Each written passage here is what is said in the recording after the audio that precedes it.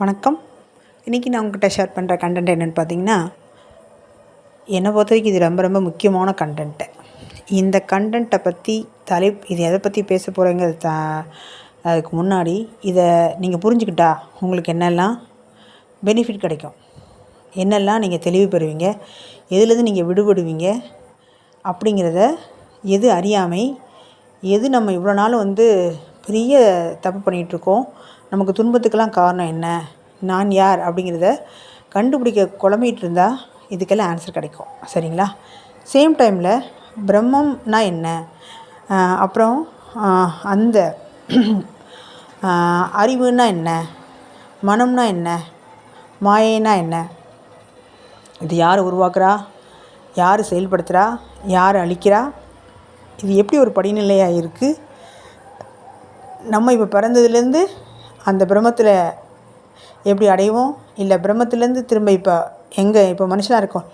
இப்போ நான் நம்மளை பற்றி தான் பேசிகிட்ருக்கேன். ஏதோ பிறவி எத்தனையோ கடந்து வந்திருக்கோம். இப்போ நம்மளை பற்றி பேசுவோமே. அப்போது இப்போ இருக்கிற நிலைக்கு எப்படி வந்தோம், திரும்ப எப்படி அங்கே போவோம், இதை புரிஞ்சுக்கிறதுக்கு நடுவில் நிறைய விஷயங்கள் நடந்துச்சுல, அதெல்லாம் தெளிவுபடுத்துகிறது தான் நான் இந்த வீடியோ பேசுகிற கண்டென்ட். சரிங்களா? ரொம்ப பெரிய டாபிக் அப்படின்னு வெளியே சொல்கிறாங்க.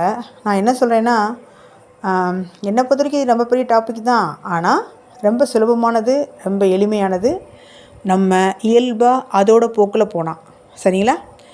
நீங்கள் ஒன்று புரிஞ்சுக்கணும். இதை கேட்குறதுக்கு முன்னாடி இந்த சொல்லுவாங்க தானே, 7 சக்கரங்கள் என்ன சொல்லுவாங்க, மூலாதாரம், சுவாசிஸ்தானம், மணிப்பூரகம், அநாகதம், விசுத்தி, ஆக்ஞை, சகஸ்காரம், தென் அதையும் தாண்டி துரியம், துரியாதீதம், விந்து, நாதம், பரநாதம், பரவிந்து, அப்புறம்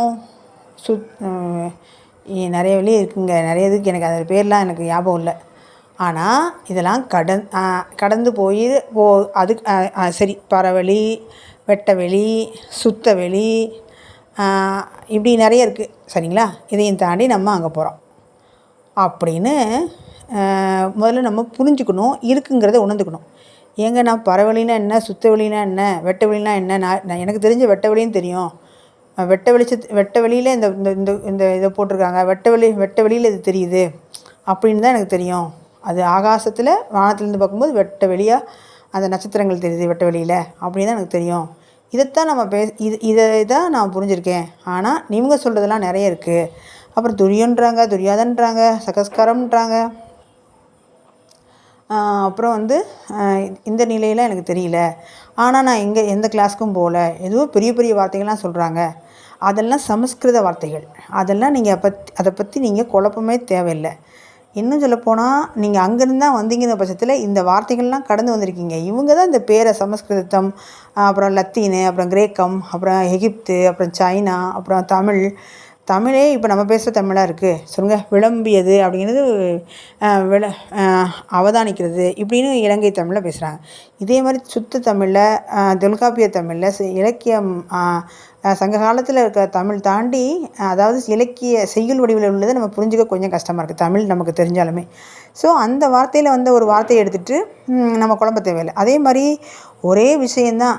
நம்ம பிரம்மத்தை சுத்தவெளி, பரவெளி, அப்புறமா வெட்டவெளி, இந்த மாதிரி 1008 பேர் வச்சுருக்கானே வச்சுக்கோங்க. எதுக்கு நான் 1008 பேர் சொல்லேன்னா, 1008 அண்டம் இருக்குதுன்னு வச்சுக்கோங்க. 1008 பேர் இருக்க தானே செய்யும். இந்த லலிதா சகஸ்கர நாமெல்லாம் என்ன சொல்கிறோம், சகஸ்கரம் ஆனாலே 1000, சகஸ்கர நாமம் அப்படின்னா என்னது, 1000 நாமங்கள் சொல்கிறோம். அப்போ இதெல்லாம் எதுக்குன்னா அந்த காரண பேர்களாகவும். இப்போ உங்களுக்கு விளக்கி சொல்லிடணும். பிரபஞ்சம் அப்படின்னு நான் சும்மா ஒரு தியானம் பண்ணும்போது எல்லோரும் கொஸ்டின் கேட்குறாங்கல்ல, நம்மளும் அந்த உள்ளுணர்வுகிட்ட கேட்போம் அப்படின்னு சொல்லிட்டு, பிரபஞ்சம்ங்கிறாங்களே, அந்த பிரபஞ்சம் என்ன பேர் அர்த்தம்? இப்போ வெட்ட வெளின்னா நீங்கள் எப்படி சொல்கிறீங்க, இந்த வெளியில் சொல்கிறீங்க. அதுக்கப்புறம் நிறைய இன்னும் அந்த கிடையாது. இப்போ தீனா நெருப்புன்னு தெரியுது, நீர்னு எனக்கு புரிஞ்சிக்க முடியுது.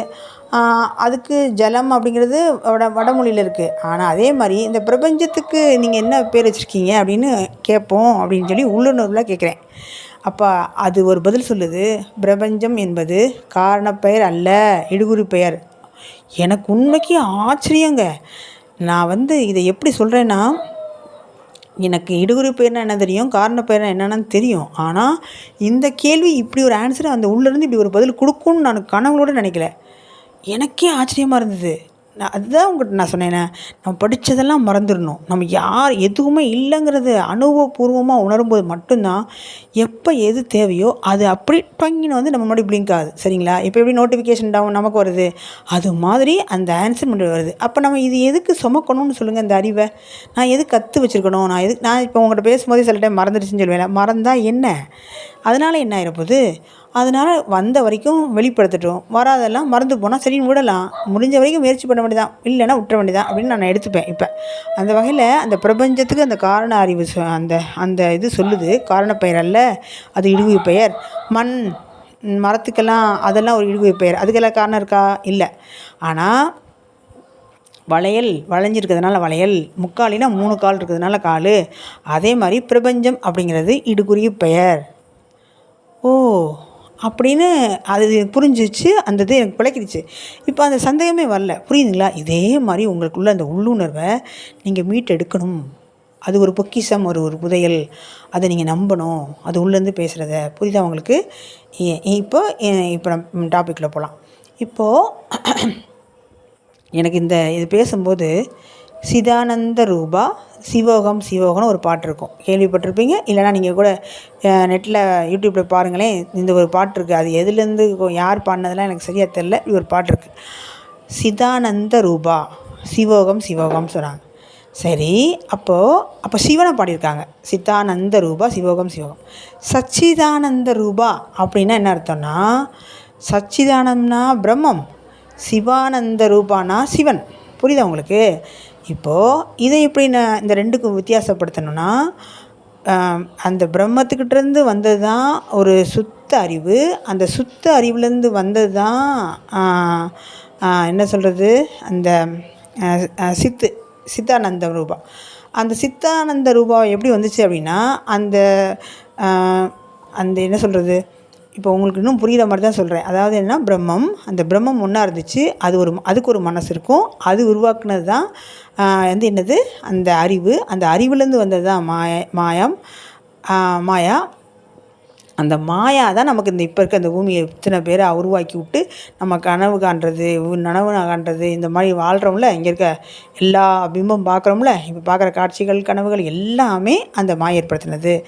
அப்போது அந்த ஒருத்தன் அந்த மாயை ஏற்படுத்தினதுக்கப்புறம் நான் அப்படின்னு வருது. சரிங்களா? அந்த நான் தான் இங்கே எல்லாமா இருக்கும். இங்கே 850 கோடி உயிர்கள் ப்ளஸ்ஸு அந்த இடங்கள், அப்புறமா அந்த பூமி, அப்புறம் கேலக்ஸி, அப்புறம் ஸ்டாரு, அப்புறம் இது எல்லாமே இந்த பிரபஞ்சம், ஒட்டுமொத்த பிரபஞ்சமே. அப்போ அந்த பிரம்மம் அப்படிங்கிறது என்னதுன்னா, சச்சிதானந்தத்தில் சத் அப்படிங்கிறது என்னது, அந்த பிரம்மம். அதுதான் என்னவாக இருக்குது, பெரிய ஆன்மாவாக இருக்குது. அப்புறம் சித் அப்படிங்கிறது அறிவாக இருக்குது. அது அறிவு தான் என்னமாக உருவாக்குது, அந்த அறிவு இருக்குல்ல, அதுதான் பராசக்தி, அதுதான் வாழை, அதுதான் அது அறிவு. அந்த அறிவுலேருந்து பிரகாசிக்கிறது தான், அதுலேருந்து ஒளி வருதுல இந்த மாயை. அந்த மாயையில் தான் சுத்த மாயை, அசுத்த மாயை. அதை நீங்கள் நல்லது கெட்டது இரவு பகல் சம்திங் வாட்டவர் வச்சுக்கோங்க. சரியா? அதுதான் அது கீழே அந்த மாயை தான் என்ன பண்ணுது அப்படின்னா, அந்த மாயை அந்த அறிவுக்கு கீழே உருவாக்குனது தானே அந்த ஆதிபராசக்தி, ஆதிசக்தின்னு சொல்கிறோம்ல. அவங்க தான் பிரம்மா விஷ்ணு சிவனை படைச்சி, அவங்களுக்கு கீழே இந்த உலகத்தை படைச்சி, அதுக்கப்புறம் பிறக்க வைக்கிற சிருஷ்டியை பிரம்மா கொடுத்து, காற்றுல விஷ்ணு கொடுத்து, அழித்தில் சிவனுக்கு கொடுத்து, அவங்களுக்கு ஒரு பேரை கொடுத்து, அந்த சிவசக்தி லக்ஷ்மி பெருமாள், பிரம்மா சரஸ்வதி அப்படிங்கிற ஒரு பேரையும் கொடுத்து, அதுக்கப்புறம் அவங்க மூலமாக நமக்கு எப்படி அவங்க மூலமாக அனுபவங்கள் இதெல்லாம் கொடுத்து நமக்கு புரிய வச்சு, அப்படியே கொஞ்சம் கலண்டு போய் அவங்களேருந்து கொஞ்சம் கலண்டு போய் நம்ம என்ன பண்ணிட்டோம், கொஞ்சம் முன்னாடி நம்ம மாயைங்கிற ஒரு தன்மையில் சிக்கிக்கிட்டு, அந்த அவங்களுக்குமே இந்த ரூல்ஸ் இருக்குது. அந்த பிரம்மா விஷ்ணு சிவனுக்குமே ரூல்ஸ் இருக்குது. அப்போ அந்த இப்போ நான் என்ன சொன்ன வந்தேன், அந்த கீழே வந்துட்டோமா, எங்கே மாயை கீழே வந்துட்டோம். மாயை வந்தோடனே நான் இருது அந்த இப்போ மனிதர்களாக பிறந்துடுறோம். அந்த என்னது படைப்பு எப்படி காற்றாகி அனலாகி புனலாகி காற்றாகி அனலாகி தணலாகி புனலாகி பயிராகி உயிராகி. இது இந்த இந்த கேட்டகரி கீழே அந்த உலகம் படைக்கப்படுது. சரிங்களா? அப்போ தாவரங்களுக்கு அப்புறம் தான் உயிராகி படைக்கப்படுது. சரியா? அப்போ அந்த ஒரு ஆகாசம் இருக்குது பார்த்தீங்களா? நான் சொல்கிற ஆகாசம் காற்றாகி தணலாகி காற்றாகி அனலாகி புனலாகின்னு இருக்குல்ல. அப்போ காற்று, அந்த காற்று தான் என்னது? அந்த ஆகாயம். அதுதான் வெட்ட வெளிங்க. என்னமோ ஒரு பாட்டு இருக்கும்ல, கடுவெளி சித்தர் பாட்டா இல்லை குதம்பை சித்தர் பாட்டா? வெட்டவெளி சித்தர். அது குதம்பை சித்தரில் வெட்டவெளி என்று இருப்போருக்கு குதம்பாய் பட்டயம் எதற்கடி, குதம்பாய் பட்டயம் எதற்கடின்னு ஒரு பாட்டுக்கு பார்த்தீங்களா? வெட்டைவெளி என்று இருப்போருக்கு ஒரு பட்டயம் எதுக்கு, எனக்கு இது அப்படின்னு ஒரு பட்டயம் எதுக்கு அப்படிங்கிற அர்த்தம் எப்போ புரியும்? அந்த வெட்டவெளி என்று இருப்போருக்கு. அதுதாங்க அந்த அந்த இந்த பிரம்மத்திலேருந்து வந்த ஒரு அறிவு இருக்குல்ல, அந்த அறிவுலேருந்து வந்த ஆகாசம்தான், அந்த ஆகாசம்தான் வெட்டவெளி. நம்ம சொல்கிற வெட்டவெளி, நம்ம சொல்கிற நார்மல் வெட்டவெளி கிடையாது. இந்த எந்த வெட்டவெளி, இந்த நம்ம வானத்துலேருந்து பார்க்கும்போது ஒரு வெட்டவெளி கேலக்ஸி தெரியுதுல, ஒரு பெரிய இருட்டு ஆழ்ந்து போயிட்டே இருக்குல்ல, அந்த இதுக்கு கிடையாது. அந்த அந்த அந்த அந்த இதுக்கு சொல்லலை அவங்க அந்த பரபிரம்மத்துக்கிட்ட இது சொல்கிறது. இந்த வெட்டவெளி என்ன தெரியுமா? சிதானந்த ரூபாவில் இருக்குல்ல, அதில் உள்ள வெளி தான் இது. சரியா? இது அதைத்தான் நம்ம சொல்கிறோம். இதை முதல்ல நம்ம புரிஞ்சுக்கணும் பேசிக்காக. சரியா? அதுக்கடுத்து சித்தர்கள் சொன்ன வெட்டவெளியும் அதுதான். அப்போ அந்த வெட்டவெளியாக இருக்கிறது அந்த சித்தாகாசம். சித்தாகாசம் சிதம்பரத்தில் ஒரு ரகசியம் காமிக்கிறாங்கல்ல, அதுதான். சரி, இன்னும் சின்ன எக்ஸாம்பிள் சொல்லாமே. சிவன் அந்த அந்த ஆடுறான் பார்த்தீங்களா? எப்படி? அந்த நடராஜ ரூபத்தை அப்படியே நீங்கள் கண்மணி எடுக்கணும். அந்த திரைன்னு ஒன்று விளக்கி காமிப்பாங்க சிதம்பர ரகசியத்தில். திரைனா என்னது? நம்ம அறியாமைன்னு வச்சுக்கோங்க. அந்த விளக்கிட்டோன்னா என்ன தெரியும்? அதுக்குள்ளே வெளியே தெரியும், ஒன்றுமே இருக்காதுன்னு சொல்லுவோம். ஒன்றுமே இல்லைன்னா சூனியம்னு சொல்லுவோம். சூனியம் இல்லை, எல்லாமா இருக்குது. அதுதான் எல்லாமா இருக்குது, சூனியம் கிடையாது. அதை நம்ம புரிய வைக்கிறதுக்காண்டி ஒரு துளசி இலையை குடித்து அதில் துளசி ஒரு மாலை கொடுத்து அதில் ஒரு இலை தங்க மாலையாக இருக்குமா என்னென்னு தெரியல, எனக்கு மறந்து போச்சுங்க. அங்கே ரொம்ப நாள் சின்ன வயசில் போனது. அப்போல்லாம் இந்த மாதிரி தேடுதல் புரிதல்லாம் இல்லை. அதனால் இமேஜின் பண்ணால் கூட எனக்கு ஞாபகத்துக்கு வரல. அப்போ ஒரு தங்கத்தில் வில்வெலை இருக்குதுன்னு நம்ம சொன்னது மாதிரி ஞாபகம் இருக்குது. நேரில் போயிருக்கேன், பார்த்துருக்கேன். எனக்கு இப்போ அது ஞாபகத்துக்கு இல்லை. அப்போ இது இன்னொன்று விஷயம். நான் இந்த ஈஷா தியானலிங்கம் போகும்போது அதில் ஒரு மரம் கொடுத்து அந்த மரத்தில் ஒரு இலையை மட்டும் தங்கத்தில் வரைஞ்சி வச்சுருப்பாங்க. இப்போ தான் புரியுது, ஒருவேளை அவங்க இந்த ஒட்டுமொத்த பிரபஞ்சம் இருக்கிறதாகவும் அந்த பிரபஞ்சமாகவும் அந்த ஒரு தங்க இலை பிரம்மமாகவும் மித்ததெல்லாம் இதாக இருக்கணுமோ அப்படின்னு எனக்கு இப்போ தோணுது. ஒருவேளை அதனால தான் இப்படி ஒரு மரத்தை வரைஞ்சி வச்சு அதுக்கு ஒரு சிற்பமாக வச்சுருப்பாங்களோ ஏமா அப்படின்னு தோணுது. சரிங்களா? சரி, இப்போ உங்களுக்கு புரிதலுக்காண்டி இதை சொன்னேன். அப்போ இந்த மாதிரி தான் அந்த டிசைன் பண்ணப்பட்டிருக்குங்கிறத விட இந்த பேசிக் முதல்ல புரிஞ்சாதான் நம்ம யாருங்கிறதுக்கு கொஞ்சம் ஒரு டீகோட் பண்ண மாதிரின்னு வச்சுக்கோங்களேன். சரியா? டீகோட்னா என்ன அர்த்தம்? பிரித்து பார்க்குறது, பகுத்து பார்க்குறது. இதுக்குள்ளே இதில் இருக்குது அப்படின்னு சொல்கிற மாதிரி. சரியா? அப்போது இப்போ நீங்கள் அந்த அந்த ரகசியத்தை காமிக்கிறது என்னென்னா, அந்த சிவன் அந்த நடராஜர் ஆடுறாருல, அந்த ஆடுற ஆள் யார், அவர் ஏன் ஆடுறாரு, எங்கேருந்து ஆடுறாரு? அப்போ அவர் ஆடுற இடம்தான் அந்த ஆகாசங்கிறதே வெட்டவெளியில் அவர் ஆடுறாரு. நம்ம அதை எங்கே புருவ மத்தியில் காமிச்சோம்? புருவ மத்தியில் தான் நம்ம பார்த்தோம். அதுதான் அவங்க அப்படி சொல்கிறாங்க. அதுதான் சித்தாகாசம். அந்த ஆகாசம் அந்த உலகம், அந்த வெட்டவெளி, இதை தான் அப்படி சொல்கிறாங்க. அப்போ அந்த அந்த அந்த அங்கே அந்த இடம் என்னது? அவர் ஆடுற ஸ்பேஸ், அதுதான் அவர் ஆடுறாரு. அதுக்கப்புறம் என்னவா ஆடுறாரு? அறிவாக ஆடுறாரு. என்ன மாதிரி ஆடுறாரு? படைத்தல், காத்தல், அழித்தல், இந்த என்ன சொல்கிறது, ஏதோ 5 தொழில் இருக்குல்ல, 5 முகம் கூட சிவனுக்கு இருக்குது. சரியா? அப்போ படைத்தல், காத்தல், அழித்தல், அருளல், இன்னொன்று என்னது சரியா ஞாபகத்துக்கு வரல. இந்த மாதிரி 5 தொழிலை செய்கிறாரு. இதை நீங்கள் படிக்கும்போது, இதை கேட்கும்போது உங்களுக்கு ஞாபகம் வந்தால் சந்தோஷம். அப்போ என்ன கேட்டிங்கன்னா, இந்த 5 தொழிலையும் பண்ணுறாரு அப்படிங்கிற ஒரு புரிதல்லையும் அதனால தான் அந்த படம் நமக்கு கொடுக்கப்பட்டிருக்கு. அதனால தான் சித்தம்பரம் அப்படிங்கிறது பேர் வந்தது. என்னென்னா சித்து, பரம். சித்துனா என்னது? அறிவு. பரம்னா ஆடுறதா, மன்றம்.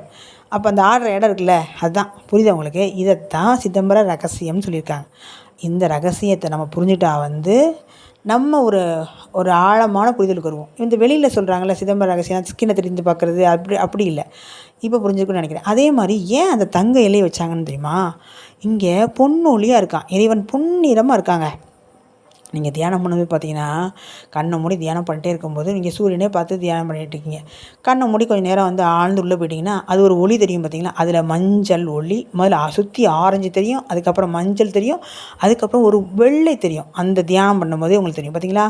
அப்போ வெள்ளை பியூர் வெள்ளையாக இருக்கும். தேனில் நெய் மஞ்சளாக இருக்கும், பியூர் வெள்ளை பால் நிறம், அப்புறம் தேன், அதுக்கப்புறம் ஆரஞ்சு கலரில் இருக்கும். ஆரஞ்சு மீன் ரெட்டும் ஆரஞ்சு கலங்க பண்ண ஒரு இது இருக்குது பார்த்தீங்களா? இந்த ஆஞ்சநேயருக்கு வைக்கிற குங்குமம் மாதிரி, அதை விட கொஞ்சம் இன்னும் சிவப்பா அந்த மாதிரி இருக்கும். அப்போ இந்த மாதிரி தெரிகிறது கூட நமக்கு அந்த அந்த காட்சி நம்ம புருவத்தில் பார்க்குறது கூட இந்த ரூபமாக இருக்கும் அப்படின்னு உங்களுக்கு புரிய வைக்கிறேன். சரி, இப்போ உங்களுக்கு புரிஞ்சிருக்கா? இப்போ இதெல்லாம் அந்த அந்த பிரம்மமாக இருக்கிறது பெரிய ஆன்மாவாக இருக்கிறது இப்போ என்ன பண்ணுதுன்னா அறிவாக மாறுது. சத்து சித்தாக மாறுது. சத்துங்கிறது பிரம்மம், சித்துங்கிறது அறிவாக மாறுது. அறிவாக மாறினதுக்கு அப்புறம் அந்த அறிவில் வந்து ஒரு ஆகாசமாக இருக்குல்ல, அதில் அந்த ஆகாசம் உருவாகுது. அதுக்கப்புறம்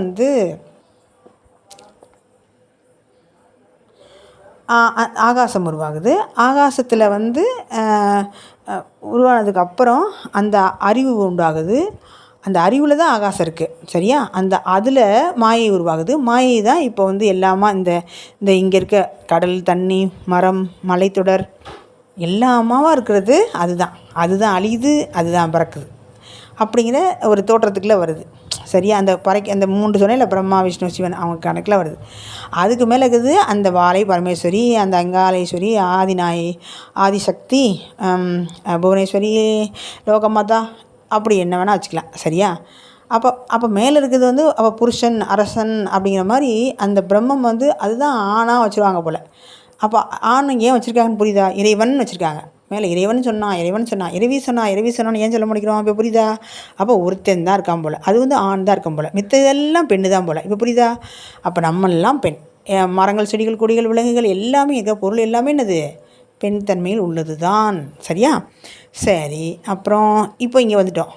இப்போ அறிவு மலர்ந்து இருக்கிறது பார்த்திங்களா? அதுதான் சித்து அறிவு. ஆனந்தம், அதுதான் ஆனந்தமாக இருக்குது பார்த்திங்களா? பறந்து விரிஞ்சு அறிவாக இருக்குது பார்த்திங்களா? அதுதான்.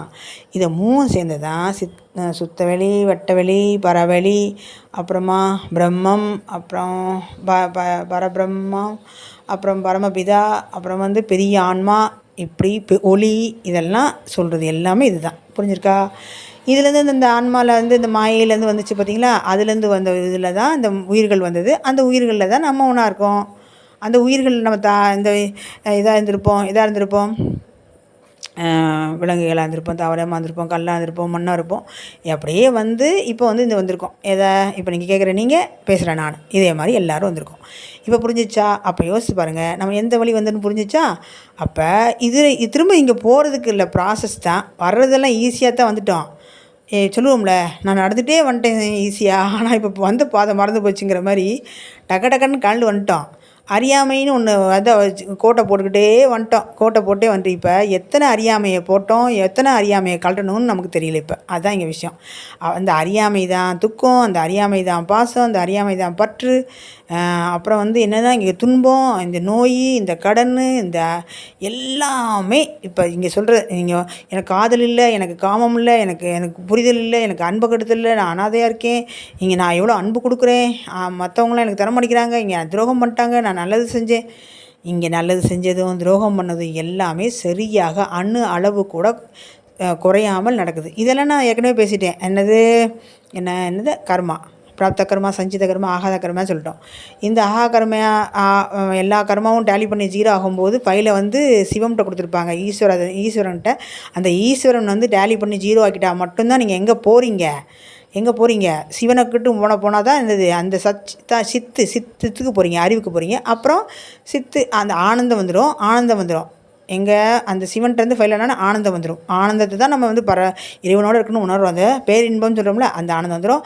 அப்புறம் நம்ம கொஞ்சம் நகண்டு போய் சித்துட்ட போவோம், அறிவாகும். அந்த அறிவுலேருந்து தான் போய் என்னது சித்து, அதாவது பிரம்மம் மாறிடுவோம். இப்போ புரிஞ்சிச்சா? அப்போ இங்கே நான்லேருந்து பிரம்மம் வரைக்கும் முந்தி நான் பேசினேன், இப்போ எப்படி போகணும்னு சொல்லிட்டு அங்கேருந்து எப்போ வந்துட்டோன்னு உங்களுக்கு புரிஞ்சிருச்சு. இப்போ இது நல்லா யோசிச்சு பாருங்கள். இங்கே எங்கே வந்து நீங்கள் வந்து குறைஞ்சி போயிட்டீங்க, எங்கே வந்து கூடி போயிட்டீங்க? ஒன்றே ஒன்று தான். அதுதான் அனுபவம் எடுத்து வந்திருக்கு. இப்போ நீங்கள் எங்கள் வீட்டில் துன்பப்படுறீங்க, பிள்ளைங்களால துன்பப்படுறீங்க, கடனால் துன்பம் எல்லாம், அது ஒரு அனுபவம் எடுக்க வந்திருக்கீங்க. ஜஸ்ட் அனுபவங்க, ஒரு கனவுங்க. ஏங்க நீங்கள் பேசுவீங்க எனக்கு பசிச்சா நான் சாப்பிட்டா தானே ஆகுங்கிறது. ஆமாம், இல்லைன்னு சொல்ல வரல. ஆனால் அந்த அந்த ஒருத்தங்களுக்கு மட்டும் ஏன் இந்த பூமியில் வந்து பசிச்சே இல்லாமல் இருக்குது, எல்லாமே புரித முடியுது அப்படின்னா, நீங்கள் அந்த மாயையில் சிக்கிக்கிட்டீங்க, அறியாமையில் இருக்கீங்க. இதையும் நீங்கள் கழட்டணுங்கிறதுக்கு தான் இந்த பேச்சு. இதைத்தான் இங்கே கேட்க வைக்கிறாங்க இறைவன். அதுதான் நம்ம அறியாமையில் மாட்டிக்கிட்டோம். இப்போ மிலிட்ரியில் இருக்கணும்னு ஒரு அனுபவம் எடுத்து வந்துட்டோம்னா, மிலிட்ரி ட்ரெஸ் போடணும், அத்தனை மணிக்கு எந்திக்கணும், அதை மாதிரி எல்லாம் செய்யணும். ஆனால் அதுலேருந்து நம்ம வந்து அது ஒரு ஒரு அனுபவம். அந்த அனுபவத்துக்காண்டி வந்ததை போய் நம்ம உண்மை நினச்சிக்கிட்டு இருந்தால் எப்படி இருக்கும்? இந்த தங்கம் வந்து தங்க கட்டியாக இருக்குது, அதை மோதிரமாக வளையலாக மாற்றிட்டோம்னா, சின்ன இப்படியே சொல்கிறாமே, பிரம்மம் தான் தங்கம்னு வச்சுக்கோங்களேன். அந்த பிரம்மம் தங்கமாக இருக்குது. அப்போ தங்கம் எடுத்து இதெல்லாம் செய்யலாங்கிறது அறிவாக இருக்குது. அது வந்து அறிவாக இருக்குது. அந்த அறிவு வந்து என்ன பண்ணுது, மாயையில் உருவாக்கி வளையல் இதெல்லாம் மாறிக்கிச்சு. அப்புறம் வந்து இது தங்கம் நினச்சிக்கிறது, நான் வளையல் நினச்சிக்கிறது, நான் தான் பெரிய ஆள் அப்படின்னு நினச்சிக்கிறது.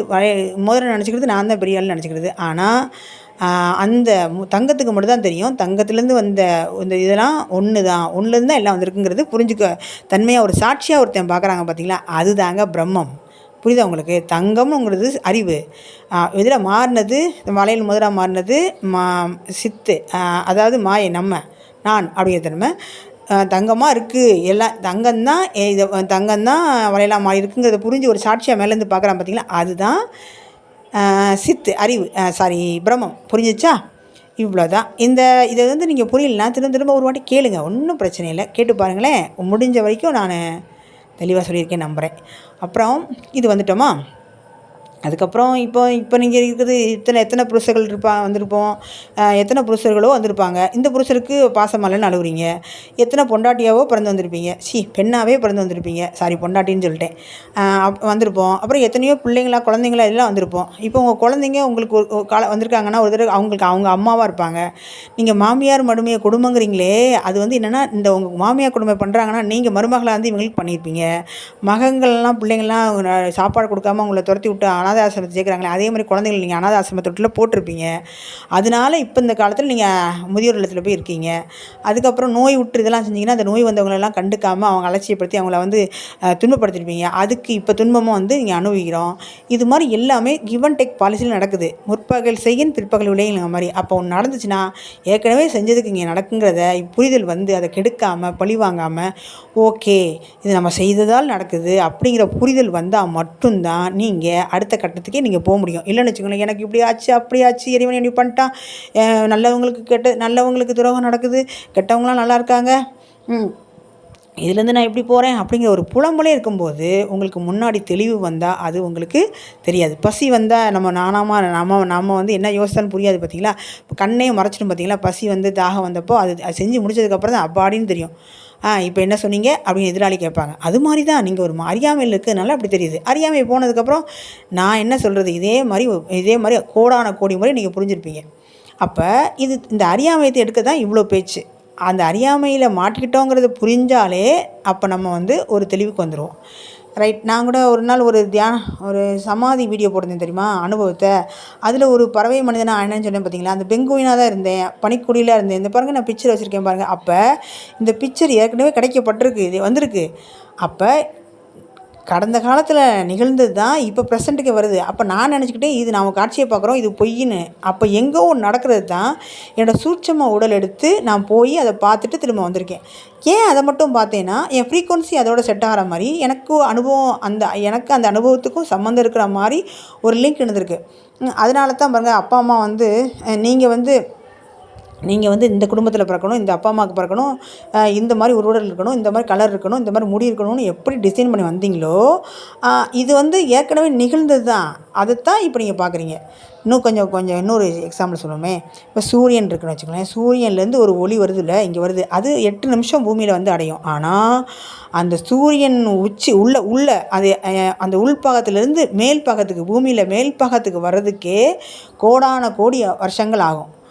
அதாவது இது இந்த அந்த வெளிச்சம் தான் இப்போ வர்றதுக்கு இவ்வளோ காலங்கள் ஆகிருக்கு.